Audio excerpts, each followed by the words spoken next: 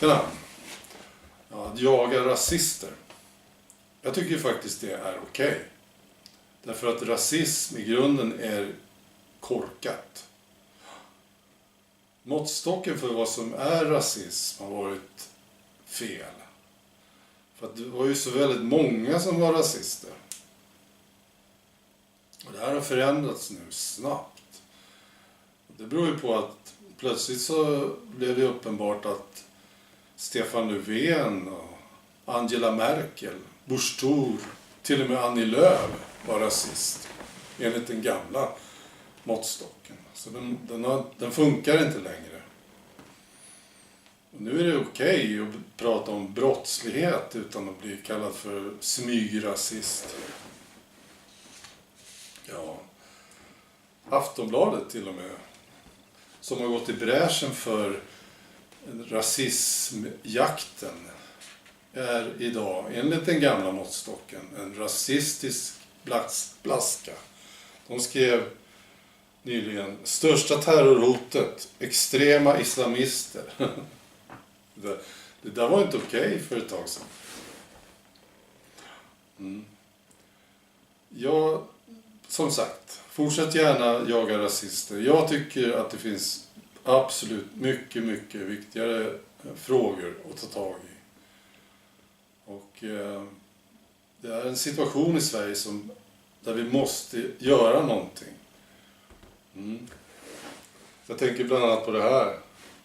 Det här är bara ett litet exempel i en nation som är på väg ut för snabbt. Så det är bara ett exempel. Migrationsverket har identifierat 132 gifta barn i 80 kommuner. Barn som i de flesta fall har placerats med sina vuxna makar. Mörkertalet bedöms vara stort, skriver Barnombudsmannen. Vid en särskild inventering fann man exempelvis 65 gifta flickor bara i Malmö kommun. 65 gifta flickor. De lever alltså tillsammans med sina våldtäktsmän. Ja. Det här måste ju hanteras. Så här kan vi inte ha det. Det funkar ju inte. Det här är människor som skiter i våra lagar. Fullständigt. De tycker våra lagar suger. Våra värderingar suger. Vi måste göra någonting åt det. Det här tycker jag, det kan ni ta tag i. Ni som jagar rasister. Nej, men fortsätt ni. Jag vet att ni är engagerade. Så att jag förstår. Jag förstår engagemanget. Rasism är korkat. Jag fattar. Jag är inte alls intresserad av det. Så. Jag är mer upprörd över terrorismen, islamiseringen och den ökande brottsligheten i Sverige på grund av de människor som kommer hit som skiter i hur vi ser på saker och ting. Jag har kollat en del på Australien. Jag har nämnt dem tidigare i någon video. Och där har de i princip samma bekymmer som vi har. Men där är klimatet annorlunda. Alltså debattklimatet. Det är betydligt tuffare där.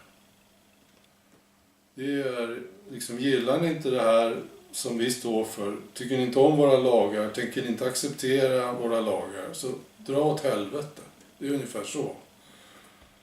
Så det gillar jag, och det är vad vi skulle behöva. Jag tror att vi är på väg dit i Sverige. Vilket skulle vara befriande. Jag tror att vi är där snart. För att det är tillräckligt mycket folk nu som går ut och snackar och pratar. Jag såg bland annat Hasse Aro i morse i Krimkvarten, TV4. Tilde de Paula, den här förtjusande värdinnan, och en snubbe, hennes kollega, stod och pratade med Hasse Aro. Han presenterade staplar som visade på brottslighet i Sverige och ökning helt enkelt. Och uppklarningsprocent och såna här saker. Och i groteska siffror.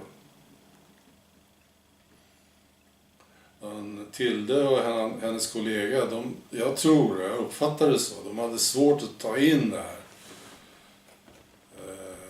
Men han pumpade på där, och för några år sedan så skulle han betraktas som en smygrasist. Man får inte prata om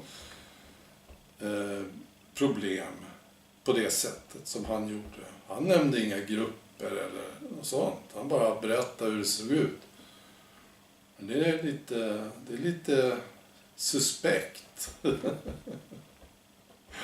Ja.